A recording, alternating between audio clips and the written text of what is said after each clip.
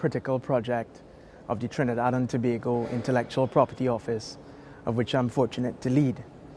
And in terms of our policy, it falls succinctly into our policy initiatives to have a more innovative society, an IP-savvy society, IP-educated society from the primary schools all the way up through the tertiary institutions.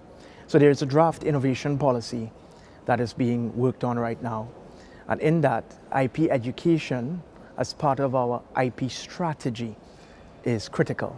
And the IP strategy maps out the way in which we will pursue education throughout the various sectors. We have acquired equipment for this. So we have a roving IP clinic in which we go to the rural districts, to the community centers, to dispense IP education. And we are also forming and establishing the Intellectual Property Library of Trinidad and Tobago, which would be a key support institution for the proposed Intellectual Property Training Academy. This is very important to us, the IP Academy. It will allow us to reach various publics, targeted sectors.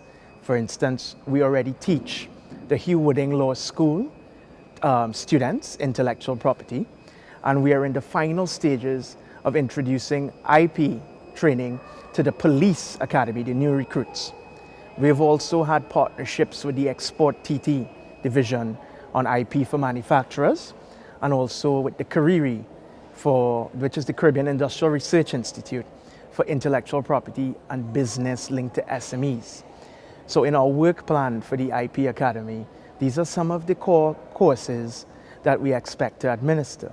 The IP Academy, which is a premier and highly acclaimed education franchise of WIPO for disseminating IP, is something that we have strived to accede to become a member of for some time.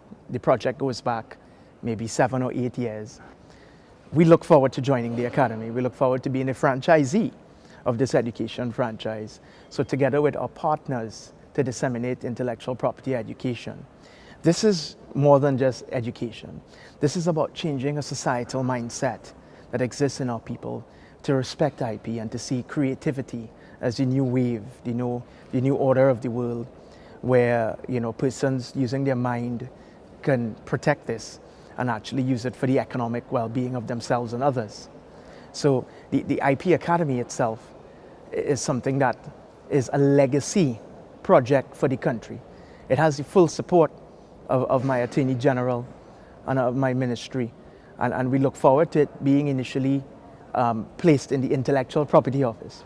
But to prepare for this, we have signed MOUs with the University of Trinidad and Tobago, a very dynamic university with one of the best performing arts centers in the world, the National Academy for the Performing Arts. And teaching is expected to commence there. We also have agreements with the University of the West Indies, who are also working to have a TIS center through WIPO, Technical Innovation Support Center. And we also have agreements with CARIRI for the business side and some other institutions. So the facilities have been sourced, the arrangements are in place, our business plan is prepared. We are ready, raring, and able to go to basically impact IP education in Trinidad and Tobago for the betterment of our various sectors. And this falls very smack in our development agenda. For decades, Trinidad and Tobago has been focused on energy, oil and gas. We're a major oil producing country.